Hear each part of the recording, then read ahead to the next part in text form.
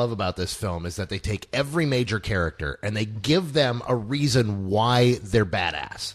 Yeah. I mean, you look at them and there's this whole great bit with Uhura, and you suddenly realize why Uhura was always on the bridge of the Enterprise, because she knows what the fuck she's doing. Who was that actress? Zoe Saldana. Zoe Saldana. She's hot too, man. Yeah. I'm sorry, she's hotter than the original. Hey, she's known to Nichelle Nichols. Fire's hot too. I actually like the the green skin chick that Kirk was sleeping with better, but that's just me. I You got know, a thing for I green didn't- skin chick. That You was got one a thing thing for rot. I wasn't crazy about that. I wasn't. No, that's my complaint about the movie. It's for one, I didn't buy the whole thing with Kirk being like this rebel, this rebellious kid because he didn't have his father. I thought that storyline was actually handled pretty poorly, especially when he's a kid and he's driving that car.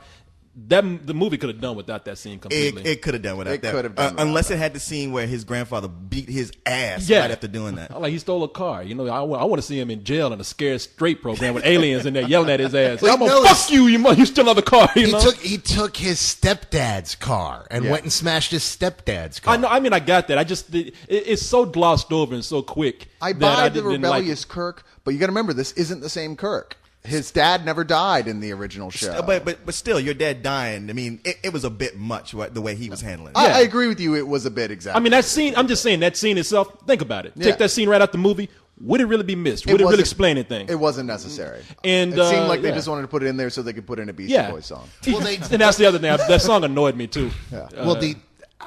I'm not a huge fan of that scene, and that I'm going to defend that it was an incredible scene, but by the same token, we needed that scene to establish just what kind of a jackass he was. So when he walks into that bar in the next sequence, we totally know who this Kirk is and that he just doesn't give a fuck. So when he gets into that fight, we feel the emotion of what's going on there and get that Kirk. They had to establish that somehow, and they they decided to do it established by that this scene. They established that in that bar scene. I was going to mean, say, I think the bar scene alone would have established and even that, then, I think that was but- a stretch.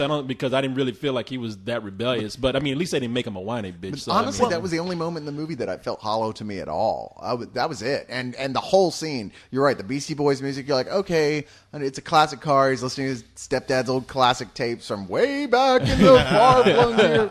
But Sabotage! I don't want to see the Beastie Boys in Star Trek. I just don't. That was a misstep. But Yeah. other than that, I thought every note pretty much hit dead on. Well, I don't know. I think there's going to be it's going to be split between some people. It's not going to ruin the movie. It's going to be split between those Star Trek fans who say, you know what, they're saying all the phrases and all these little winks and nods that I want to see in a Star Trek movie, and then there's going to be people who are like, well, that really stood out. I mean, that was almost like, that wasn't just a wink and a nudge. That was a punch in the face. I mean, every phrase that they do in the original Star Trek is in it. They might as well just had a guy come out and say, damn it, Jim, giving her all she's got. Live long and prosper. I mean, they put everything in there. But, I mean, that's what Star Trek people want to hear. So, right. Well, that's, I mean, those phrases are the things those characters said No, I know. all the time. So it wasn't like a famous phrase they said once or twice they're throwing in there. This stuff they said every goddamn episode. I agree with Corey. I mean, I don't think there's going to be a huge percentage of people who call him out on that, but I do agree. Like, it's almost like the movie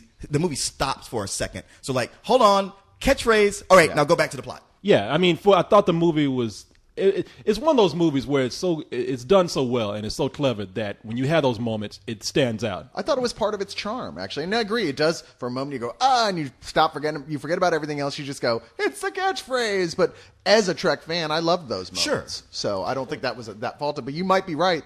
There are people who aren't Trek fans really, which I don't know why they'd be going to see this movie in the first place. Because so it looks doesn't really awesome. matter. Well, no, I mean, no, it's Star Trek. I mean, that's the thing. That's the beauty of this film. Everybody wants to see it, and everybody's going to come out pleased, I think, at some point or another. I mean, because you don't have to be a Star Trek fan to like it. This is even made for younger people who don't know anything about Star Trek. This is the series that is started for them. So, I mean, if you're 18 years old and you come into this, it's a way to bring in the people who love the original series, and it's a way to introduce the new people. And I think they'll like it just as much. And really, this made me want to go back and watch the old Star Trek. You know what? I was just going to say, like, when we leave here, I'm thinking about going to buy the Blu-ray box set of the original. It is beautiful. We actually just had a group that got together last week. We had all seen Star Trek at the beginning of the month. We all got together and watched 5 of the best episodes of all time at once. Yeah, they're getting ready to re-release on Blu-ray the whole original movies too. So sweet. But there's like 3 of them that I'll want to own. And yet I'll watch even the worst ones You will. over and over again. But I like how they gave characters that were just side characters on the in the series. They actually made them badass too. John Cho as Sulu, a character who in the original series didn't really have all that much to do. Here, he's a kick-ass swordsman and fighter. Chekhov being such a mathematical genius. It's like finally a reason for him to be on there. Well, he was like that on the show. I mean, Anton Yelkin, is that his name? Yeah. Anton Yeah. Yelkin, yeah. Now, I wondered, with a name like that, I wonder if was he faking his English accent the whole time and we didn't know, or is he actually a Russian kid? Because I think he's got Russian ancestry, but he speaks in a regular English well, accent. he was great, man. Okay. I mean, really, I really like this movie a lot. I mean, this is the perfect way to kick off the summer movie season. This is a great summer movie, and there's something in there. I mean, if you're into science fiction, this is about as good as it gets. So Yeah, you can forget about what happened last week.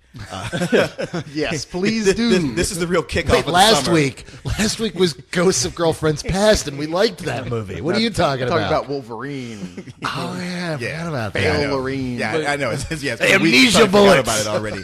I have to agree with everything you said. It's it's got everything going for it. The best Star Trek movie since Wrath of Khan, probably. I mean, you'll argue about which one is the best, but there's no way this is going to be not your second or third choice, if maybe your first. And it delivers on everything you want in a summer movie. And I mean, it's a no-brainer. It's a full price. Yeah, it's nonstop fun all the way through this. There's those moments, you're right, that may take some people out of the movie, but not me. I just wanted to fucking cheer, and there are points I was tearing up too. It's like, oh, did you see what Scotty just said? Yeah, this is a full price movie, and I'll full price more than once. what? Go back and see it again. At full No, price. I got it. No, I mean, I need to explain. I've got to give it the same rating I gave last time. I think it's better than Sex Movie. I absolutely loved it. There's nothing that I've enjoyed more this year. I'm going to see it 3 or 4 more times in the theater without a doubt. Multiple times. I'm looking forward to seeing it again this Monday on the IMAX screen. This movie is this is what everything we want out of this kind of a film. So it's a better than Sex Movie. Wow. You know what, Carlisle? Now that you say that, I think I'll change my rating to... You got to be kidding. fucking kidding me. I was about to say. I am kidding. I was about to just put my hands on my head. Oh my God. That ain't logical. This isn't the rating you're looking for. No, Move along now. That's the wrong. That's the wrong Yeah, series. wrong Carlisle. I know which fucking series is which, motherfucker. No, what can I say, man? It's a full price movie for me too. I mean, look, like I said, this harkens back to what I like. I mean, because I'm a real man's man. You know, I ain't like these other sisters out here like Generation and Deep Space Nine. You know, I'm a Kirk man. Kirk out there fucking green chicks and having sex with tentacle chicks, and I mean, you know, That's you. That was Maybe his, that's what I relate to, but you know, that was his key attraction. He had sex with everyone. I remember when he fought that lizard monster. I think he took him behind a rock and had sex with him. Although, Kirk gets his ass big a lot in this movie. Oh, in this movie, he does, He man. likes to fight, but he ain't that good at it. He don't ever win. He just gets strangled anytime someone even talks to him. Like, I can't help it. They just grab his neck and start choking him.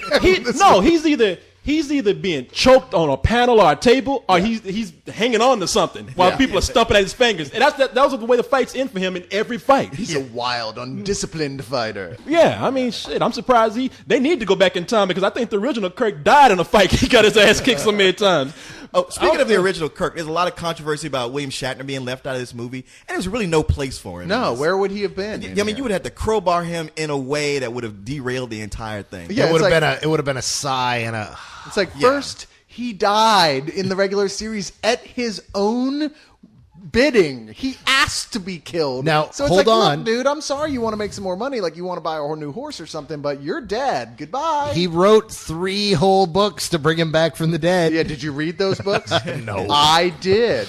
Well, I tell you, look, this is Star Trek. They can bring his ass back at any true. time. Right. I mean, But the thing is, he had a graceful exit. Let it go. But see, here's what I like about this film, and this is going to come back to Shatner. I mean, again, unlike something like Star Wars, where they have to just have an alien. Look at this alien we created. We spent a lot of time on this. We're going to have him dance across the screen so you recognize him. They had a bunch of alien species in this who were just in the background. Yeah. Oh, yeah. I mean, and some of them, like, you could, at first you didn't even know some were alien because there was a quick shot of a chick with big eyes. Like, damn, that woman's eyes are big. And I'm like, oh, she's an alien. That's why. Well, that's like, the way damn. Trek has always done it in the movies as well. It's like, okay, this is the future, and we are the Federation of Planets.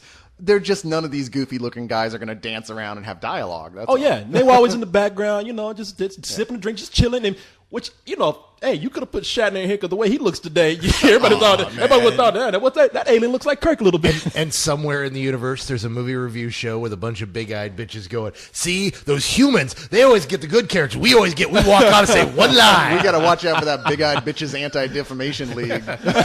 Yeah. I can feel the anime forces stirring already.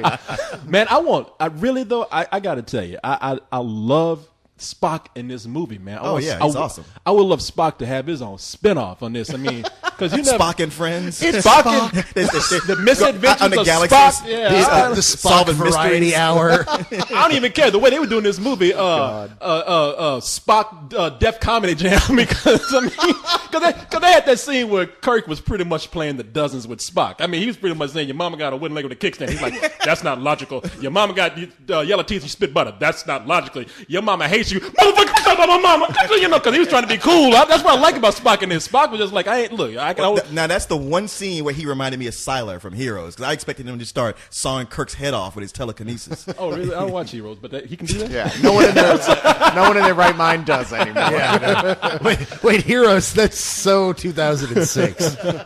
Nah, damn, this movie's all right. You are capable of deciding your own destiny. The question is, which path will you choose?